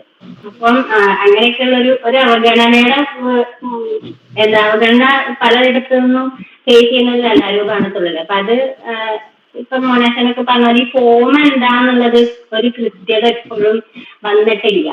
സാഹിത്യപരമായിട്ടുള്ള പഠനങ്ങൾ നടക്കുന്നു എന്നല്ലാതെ ഫോം എന്താണ്, അല്ലെങ്കിൽ അതിലെന്തൊക്കെ ചെയ്യണം, സ്ഥാപനവൽക്കരിക്കപ്പെട്ടപ്പോഴാണ് കുറച്ചും കൂടി ഒരു സൗന്ദര്യാത്മകമായിട്ടുള്ള അതിന്റെ ഭാഗങ്ങളൊക്കെ ഭംഗിയായിട്ട് വന്നതും പലരും അത് അനുകരിക്കാൻ ശ്രമിക്കുന്നതും ഒക്കെ. എന്നിരുന്നാൽ പോലും അതിനൊരു കൃത്യതയും ഒരു ഇതൊന്നും ഇപ്പോഴും വന്നിട്ടില്ല. അപ്പൊ അങ്ങനെ നിൽക്കുന്ന ഒരു ഫോമിനെ ഇതേപോലെ എല്ലാവരും ഏറ്റെടുത്തതിൽ എനിക്ക് ഭയങ്കരമായിട്ട് സന്തോഷമുണ്ട്. ഇപ്പൊ ടീച്ചർ പറഞ്ഞ പോലെ കൂടുതൽ ചർച്ചകൾ ചെയ്യാനും അതിനെ കണ്ടെത്താനും ഇനി എക്സ്പ്ലോർ ചെയ്യപ്പെടുന്ന ഒരു ഫോമാണ് തുള്ളൽ. അതുപോലെ അതിന്റെ ഒരു സാംസ്കാരിക രാഷ്ട്രീയം എന്ന് പറയുന്നത് നമ്മൾ കൂടുതലായിട്ട് ചർച്ച ചെയ്യേണ്ട ഒരു ആവശ്യകതയുണ്ട്. അത് ഫോമിനെ കൂടുതൽ വളർത്തുന്നതിനായിട്ട് ഉപകരിക്കുന്നൊക്കെ ഒരു വിദ്യാർത്ഥി എന്നുള്ള നിലയിൽ എനിക്ക് പലപ്പോഴും തോന്നിയിട്ടുണ്ട്. അപ്പൊ അത്തരത്തിലുള്ള പ്രവർത്തനങ്ങളൊക്കെ ആയിട്ട് ഇപ്പൊ ഉണ്ടാവുമെന്ന് അറിയുമ്പോൾ ഭയങ്കര സന്തോഷമുണ്ട്. അത് സംഘടിപ്പിക്കുന്നതിന് വളരെ നന്ദി. മാഷിന്റെ ഒരു നിരീക്ഷണങ്ങളൊക്കെ വളരെ എന്താ പറയാ കുറെ കാര്യങ്ങൾ പുതുതായിട്ട് ഞാൻ നോട്ട് ചെയ്ത് വെച്ചിട്ടുണ്ട്, എനിക്ക് അറിയാൻ പറ്റി. അപ്പൊ അതൊക്കെ ഭയങ്കര സന്തോഷം. നന്ദി മാഷെ. ടീച്ചറെ ഒരുപാട് നന്ദി. Okay, thank you. ഇനി ആരെങ്കിലും സംസാരിക്കുന്നുണ്ടോ? നമുക്ക് എല്ലാവരും എനിക്ക് സ്ക്രീനിൽ തിരിച്ചറിയാൻ പറ്റുന്നില്ല, അതുകൊണ്ടാണ് പേരെടുത്ത് പറയാത്തത്.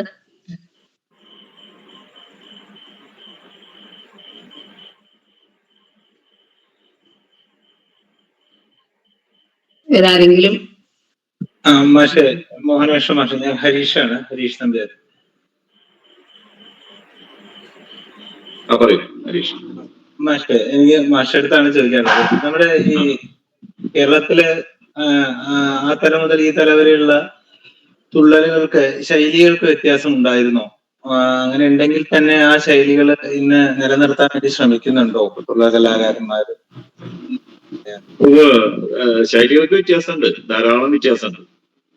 കാരണം വെച്ചാൽ വടക്കുള്ള ആ ഒരു സമ്പ്രദായം അല്ല തെക്കുള്ളത്. വടക്ക് എന്ന് പറഞ്ഞു കഴിഞ്ഞാൽ നമ്മുടെ തുള്ളലിന്റെ ഒരു വളർച്ചയുടെ ഒരു ഘട്ടം എന്ന് പറയുന്നത് വടക്കുന്നാണ്. മലബാർ രാമൻ നായരാശൻ അവിടെ വടക്കുന്നായിരുന്നല്ലോ ഉണ്ടായിരുന്നു. അദ്ദേഹം അവിടെ പഠിച്ച് പിന്നീട് സംഗീത നാടകങ്ങളിലേക്ക് പോയും പിന്നെ അതിന്റെ ഒരു അവസാന ഘട്ടത്തിൽ പുള്ളി വീണ്ടും തുള്ളലിലേക്ക് വന്നു. അപ്പൊ തുള്ളലിൽ വന്നപ്പോ തുള്ളലിനെ വളരെ അധികം എന്താ പറയുക മോഡിഫൈ ചെയ്തു എന്ന് പറയില്ലേ, അതിന്റെ വേഷത്തിലായാലും പാട്ടിന്റെ കാര്യത്തിലായാലും പിന്നെ പിന്നണിയിൽ തന്നെ മുമ്പ് തൊപ്പി മദ്ദളുണ്ടെന്ന് മാറ്റി മൃദംഗാക്കി. അതുപോലെ തന്നെ പാട്ടുകാർ മുഴുവൻ ഒരേ ശ്രുതിയിൽ പാടണം എന്ന് വെച്ചിട്ട് ഒരു ശ്രുതി പെട്ടി ഉപയോഗിക്കാൻ തുടങ്ങി. പിന്നെ തന്നെ മുദ്രകൾക്കൊക്കെ ഒരു കഥകളി മുദ്രകളൊക്കെ ഉപയോഗിച്ച് ഒരു വരിക്ക് ഒരു 2 മുദ്രയെങ്കിലും കാണിക്കുന്ന രീതിയിൽ. അതുപോലെ തന്നെ രാഗങ്ങൾ നമ്പ്യാരാശാൻ നിർദ്ദേശിച്ച അതേ രാഗങ്ങളിൽ അത് ചൊല്ലാൻ തുടങ്ങി. അങ്ങനെ ഒരുപാട് വ്യത്യാസം അദ്ദേഹം വരുത്തി. അതുകൊണ്ട് തന്നെ കേരളത്തിൽ അങ്ങോളം ഇങ്ങോളം അദ്ദേഹത്തിന് ഒരുപാട് സ്വീകാര്യത ലഭിക്കുകയും ചെയ്തു. അപ്പൊ ആ ഒരു ശൈലിയുടെ പിൻതലമുറക്കാര് എന്നുള്ളത് ഞങ്ങളത് വളരെ എന്താ പറയാ സന്തോഷിക്കുന്നുണ്ട്. ഇപ്പോഴും ഈ പഴയ തുള്ളൽക്കാര് അവരുടെ മക്കൾക്ക് പഠിപ്പിച്ച് ആ ശൈലിയിൽ ഉള്ള ഒരു തുള്ളലുകളുണ്ട്. ഇതില് പുറമെ കുറച്ച് വരികളൊക്കെ പഠിച്ച് എങ്ങനെയെങ്കിലും ഒക്കെ ഒന്ന് അവതരിപ്പിക്കുക, കുറച്ച് കാശ് വാങ്ങുക എന്ന് പറയുന്ന കുറച്ച് കള്ളനാണയങ്ങൾ അങ്ങനെയുണ്ട്. അപ്പോ പലതരം ശൈലികൾ ഇപ്പൊ ഇന്നുണ്ട്. പക്ഷെ ഇന്ന് അതിനൊന്നും സ്വീകാര്യത കിട്ടുന്നില്ല. അതൊക്കെ 1-2 പ്രാവശ്യം കഴിയുമ്പോഴേക്കും അത് കഴിയും. പക്ഷെ ഇപ്പോ തിരുവനന്തപുരത്തൊക്കെ അവിടെ ഒരു ശൈലി വേറെയാണ്, നമ്മൾ അവതരിപ്പിക്കുന്ന രീതിയിലല്ല. അതില് ആ പാട്ടിന്റെ തന്നെ ശൈലിക്ക് കുറച്ച് മാറ്റങ്ങളൊക്കെ ഉണ്ട്. പക്ഷെ വടക്കോട്ട് ഇങ്ങോട്ട് വരുന്നിടത്തോളം ഏറെക്കുറെ ഒരേപോലെ തന്നെയാണ്. ആഹാരത്തിലൊക്കെ കുറച്ച് വ്യത്യാസങ്ങളുണ്ട്. പിന്നെ ഈ പറഞ്ഞത് തർക്കങ്ങൾ ഉണ്ട്. അത് നമ്മുടെ ശൈലിയാണ് ശരി, മറ്റുള്ളവരുടെ ശൈലിയാണ് ശരി, കലാമണ്ഡല ശൈലി അത് കഥകളിയായി പോയി, പിന്നെ അങ്ങനെ ആയി പോയി എന്നൊക്കെ പറഞ്ഞിട്ട് ഇതുണ്ട്. പക്ഷെ മൊത്തത്തിൽ ജനങ്ങള് സ്വീകരിക്കുന്ന ഒരു ശൈലി എന്ന് പറയാൻ കലാമണ്ഡലം ശൈലി തന്നെയാണ്. അപ്പോ കുഞ്ചൻ സ്മാരകത്തിലെ ശൈലിയായാലും മുമ്പ് ശങ്കരനാരായണേട്ടൻ ഉള്ളവരെ ഇപ്പൊ ആ ഒരു കുമാരനാശാന്റെ ആ ഒരു ശൈലി ഇതൊക്കെ ആയിരുന്നു. ഇപ്പോഴാണ് ഇപ്പൊ കലാമണ്ഡലം അവിടെ തുള്ളൽ പഠിപ്പിക്കാൻ തുടങ്ങിയപ്പോ വിനീത അവരൊക്കെ വന്നിട്ട് കുറച്ചും കൂടി ഈ കലാമണ്ഡല ശൈലിയിലേക്ക് മാറിയിട്ട് അതുവരെയുള്ള തുള്ളക്കാരെയൊക്കെ വെച്ച് നോക്കുമ്പോ ഇപ്പൊ ലക്കിടിയിൽ തന്നെ ഇപ്പൊ പ്രദീപ് ആയാലും അല്ലെങ്കിൽ രാജേഷ് ആയാലും അവരൊക്കെ അവതരിപ്പിക്കുന്ന ഒരു ശൈലി എന്ന് പറഞ്ഞാൽ കുമാരനാരാശാന്റെ ആ ഒരു ശൈലിയാണ് അവരവതരിപ്പിച്ചോളി. അപ്പോ പല തരത്തിലുള്ള ശൈലി ഇന്നും നിലവിലുണ്ട് കേരളത്തില്. സന്തോഷം. ഇനി ആരെങ്കിലും സംസാരിക്കുന്നുണ്ടോ? ഉണ്ടെങ്കിൽ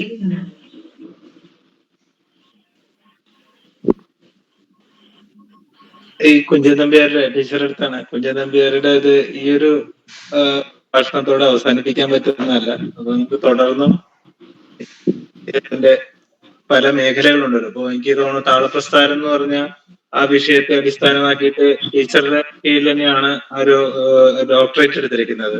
അപ്പോ അങ്ങനെയുള്ള അദ്ദേഹത്തിനെയൊക്കെ കൂടി ഒന്ന് പഠിപ്പിച്ച് ആ ഒരു വിഷയം കൂടി കൂടുതൽ എല്ലാവർക്കും മനസ്സിലാക്കി കൊടുക്കാൻ പറ്റുകയാണെന്നുണ്ടെങ്കിൽ എനിക്ക് തോന്നുന്നു കുറെ കൂടി കൂടിയാട്ടത്തിലായാൽ ആയാലും ഒരുപാട് താളങ്ങള് നമുക്ക് ഉണ്ട്.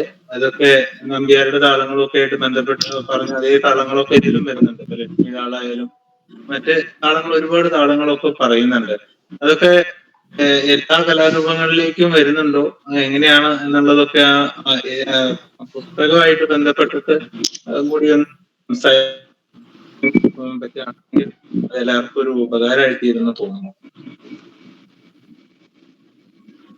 തീർച്ചയായിട്ടും ഇപ്പൊ നമ്മൾ തുള്ളൽ കഥകൾ തന്നെ മുഴുവനായിട്ട് ഇവിടെ ചർച്ച ചെയ്യാൻ പറ്റില്ല. നമുക്ക് എനിക്ക് തുടക്കം എന്നുള്ള നിലയിലാണ് ഇപ്പൊ നമ്മൾ ഈ ഒരു പ്രഭാഷണം. ഇനി തുടർന്ന് ഇപ്പോ താളപ്രസ്ഥാനത്തെ കുറിച്ച് പറഞ്ഞു.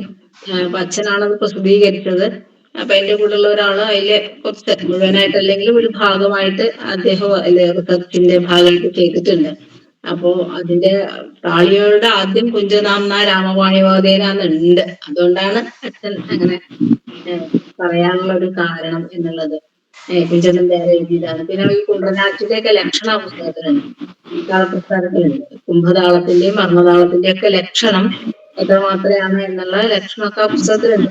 നമുക്ക് പിന്നെ അത് പെട്ടെന്ന് പറയാൻ പറ്റില്ല. അത് പിന്നീട് ചർച്ച ചെയ്യേണ്ടതാണ്. നമുക്കത് പിന്നീട് സമയം ഉണ്ടാവും എന്ന് വിചാരിക്കുന്നു. ഇതൊക്കെ ഒരു നിമിത്താണല്ലോ ഇങ്ങനെയൊക്കെ ഉണ്ടാവാനും. അപ്പൊ നമുക്കതും ഇതൊക്കെ പുറത്തു വരും. സത്യമാണ് എങ്കിൽ, അല്ലെങ്കിൽ അത് ലോകത്തിന് ഉപകാരമായി ഞാനാണെങ്കിൽ എന്നായാലും അത് പുറത്തേക്ക് വരും. അതുകൊണ്ട് അതൊക്കെ പുറത്തേക്ക് വരും എന്നുള്ള പ്രതീക്ഷയാണ്. മാത്രമല്ല കുഞ്ചൻനമ്പ്യാരുടെ പാട്ടുകള്, ഒരുപാട് പാട്ടുകള്, 10 വൃത്തം, 4 വൃത്തം, 14 വൃത്തം, അങ്ങനെയൊക്കെയുള്ള അതൊക്കെ വേറെ സാഹിത്യ ശാഖയായിട്ടുണ്ട്. അപ്പൊ അങ്ങനെ പിന്നെ ഇപ്പോ ശേഷം മലപ്രവാളത്തിനെ കുറിച്ച് മാത്രം നമുക്ക് ചർച്ച ചെയ്യാനുള്ളതുണ്ട്. പിന്നെ മാഷ് പറഞ്ഞു ആട്ടക്കഥകൾ ഉണ്ട് എന്ന് പറഞ്ഞു. ആ ആട്ടക്കഥകളെ നമുക്ക് കിട്ടിയിട്ടുണ്ടോ, അങ്ങനെയൊക്കെ പല ചർച്ചകളും നമ്പ്യാരെ എന്നുള്ള ഒറ്റ ഇതില് ഒരു ദിവസം കൊണ്ട് അരമണിക്കൂർ കൊണ്ടുള്ള ചർച്ച ചെയ്യാവുന്നതല്ല. എങ്കിലും നമ്മൾ തുടങ്ങാം എന്നേ ഉള്ളൂ. ഈ തുടക്കം ചിലപ്പോ ഈ തുടക്കം ഉള്ളത് കൊണ്ടാണ് ഇപ്പോ ഇവര് അല്ലെങ്കിൽ നമ്മളിങ്ങനെ പിള്ളേർക്കാര് കൂടിയാട്ടത്തിൻ്റെതായ ഒരു സ്ഥാപനത്തിൽ ചർച്ചയ്ക്ക് വരേണ്ട ആവശ്യമില്ലല്ലോ. അപ്പൊ ഇങ്ങനെ ചർച്ച നടക്കണം. കാരണം ഇതെല്ലാം എല്ലാവരും കൂടി ചർച്ച ചെയ്യുമ്പോഴാണ് പലതും പുറത്തേക്ക് വരുന്നത്. അപ്പൊ ആ തരത്തില് നമ്മളെ ചർച്ച ഇന്ന് വളരെ സഫലമായി എന്ന് ഞാൻ വിചാരിക്കുന്നു. പലർക്കും ഇന്ന് കുറച്ചുകൂടി ആൾക്കാർ പങ്കെടുക്കേണ്ടതാണ്. ഇവിടെ ഈ ക്ലൈമറ്റിന്റെ പ്രശ്നം നല്ലോണം ഉള്ളത് കൊണ്ടാണ്. അല്ലെങ്കിൽ ചുമ്മാറ്റത്തിൽ പങ്കെടുക്കാമെന്ന് പറഞ്ഞിട്ടുണ്ടായിരുന്നു. ടീച്ചർ ഇതിന്റെ പാട്ടുകളെ കുറിച്ചിട്ടൊക്കെ സംസാരിക്കുന്ന ഒരാളാണ്. അപ്പോ എന്തായാലും വളരെ സഫലമായ ചർച്ചയാണ്. സമയം എന്നുള്ളതുണ്ട്. ചർച്ചയിൽ പങ്കെടുത്ത എല്ലാവർക്കും, സാറുണ്ട്, അതുപോലെ ഷർമ്മേഷ്, അങ്ങനെ എല്ലാവർക്കും പങ്കെടുത്തു എന്നുള്ള വളരെ സന്തോഷം. കാരണം ദൂരെ ഇരിക്കുന്ന ഒരാള് വീട്ടിലെത്തുക എന്നുള്ളത് നമ്മളെ സംബന്ധിച്ചിടത്തോളം വളരെ സന്തോഷമാണ്. അതിനെല്ലാവർക്കും നന്ദി പറയുന്നു. അതിലൊക്കെ അപ്പുറത്തായിട്ട് മാഷ് ഔചിത്യം വിടാതെ എല്ലാം മാഷ് പറഞ്ഞ് സമയം കഴിക്കാതെ മറ്റുള്ളവർക്ക് സമയം അനുവദിച്ചുകൊണ്ട് എന്നാൽ പറയാനുള്ള കാര്യങ്ങളൊക്കെ വളരെ കൃത്യമായി പറഞ്ഞത് കൊണ്ട് റെഫറൻസ് ഒക്കെ, അതാണ് ഗവേഷണത്തിന്റെ ഒരു സ്റ്റൈൽ. അതാണ് ഇന്നാൾ ഇന്നത് പറഞ്ഞു എന്ന എല്ലാ പുസ്തകത്തിലും നമ്പ്യാരെ കുറിച്ച് എന്ത് പറഞ്ഞു, പ്രത്യേകിച്ച് മാരാരുടെ ആ വിമർശനം അടക്കം മാഷ് അത് വളരെ കൃത്യമായിട്ട് നമ്പ്യാരെ അടയാളപ്പെടുത്താൻ മാഷ് നമ്മൾ വളരെ ചുരുങ്ങിയ ദിവസം കൊണ്ടാണ് മാഷൊരു തയ്യാറാവാനുള്ള സമയം. എനിക്കറിയാം തയ്യാറാവാൻ മാഷ് എപ്പോഴും നമ്പ്യാരെ കുറിച്ച് പറയാൻ സന്നദ്ധനാണെന്നുള്ളത് കൊണ്ടാണ്. വളരെ വളരെ സന്തോഷം മാഷെ. മാഷ് പറഞ്ഞ ഒരു സെന്റൻസ് നമ്മൾ ചർച്ച ചെയ്യേണ്ടതാണ്. പുതിയ കാലത്ത് ഒരുപാട് തുള്ളൽ കഥകൾ ഉണ്ടായിട്ടുണ്ട്. മാഷ് പറഞ്ഞ ആ ചുരുക്കത്തില് ഒരു 70-ലധികം കഥകളുണ്ട് എന്നാണ് എന്റെ ഓർമ്മ പുതിയ കാലത്തുണ്ടായത്. പക്ഷെ അതിനൊന്നും നമുക്ക് ചർച്ച ചെയ്യാൻ അങ്ങനെ, അല്ലെങ്കിൽ അത് അവതരിപ്പിക്കുന്നൊന്നുമില്ല. അതും നമ്മൾ ചർച്ച ചെയ്യേണ്ടതാണ്. എന്തുകൊണ്ടാണ് ഇങ്ങനെ പുതിയ കഥകൾ ഉണ്ടാകുന്നത് എന്നും അതിന്റെയൊക്കെ ജീവൻ എത്ര കാലം വരെ നിൽക്കുന്നു, അല്ലെങ്കിൽ എത്ര സ്റ്റേജിലാണ് നിൽക്കുന്നത്, ഇതൊക്കെ നമ്മൾ ചർച്ച ചെയ്യുകയും അടയാളപ്പെടുത്തുകയും വേണം. കാരണം ഇതൊക്കെ ചിലപ്പോൾ നാളെ ഇല്ലാതെയാവും. ഇതൊക്കെ പലരുടെ ഓർമ്മയിൽ നിൽക്കുന്ന പല കാര്യങ്ങളുണ്ട്. അത് അവരുടെ ഓർമ്മ പോകുന്നതിന് മുമ്പ് രേഖപ്പെടുത്തി വെക്കണമെന്ന് ഞങ്ങള് പഠിച്ച പാഠാണ്. അച്ഛൻ ഇവിടെ ഉള്ളപ്പോ എല്ലാ കാര്യവും അച്ഛന്റെ ഓർമ്മയിലുണ്ട്. അച്ഛാന്നാണ്ട് വിളിച്ചാൽ എല്ലാം കൂടെ കിട്ടുമായിരുന്നു.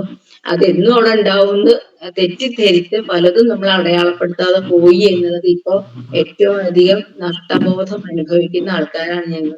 അപ്പൊ അതുകൊണ്ട് എല്ലാവരും അത്തരത്തിലുള്ള ചെറിയ അറിവുകൾ ആരുടെ കയ്യിലാണെന്നുണ്ടെങ്കിലും അത് അടയാളപ്പെടുത്താനും അത് സൂക്ഷിച്ചു വെക്കാനും ശരിയാണോ തെറ്റാണോ എന്ന് നോക്കേണ്ട ആവശ്യമില്ല. അത് രേഖപ്പെടുത്തി വെക്കണം. അപ്പോഴേ അതിനെക്കുറിച്ച് ചർച്ച ചെയ്യാനും പിന്നീട് നമുക്കത് ഉപയോഗിക്കാനും പറ്റുള്ളൂ. എന്തായാലും പങ്കെടുത്ത പിള്ള സാറിന് ഏറ്റവും അധികം സന്തോഷം. ബാക്കി എല്ലാവരോടും സന്തോഷം രേഖപ്പെടുത്തിക്കൊണ്ട് എല്ലാവർക്കും ഔപചാരികതയൊന്നുമില്ല നമ്മുടെ ഈ പരിപാടിയിൽ എന്നുള്ളതുകൊണ്ട് തന്നെ എല്ലാവർക്കും നന്ദി പറയുന്നു.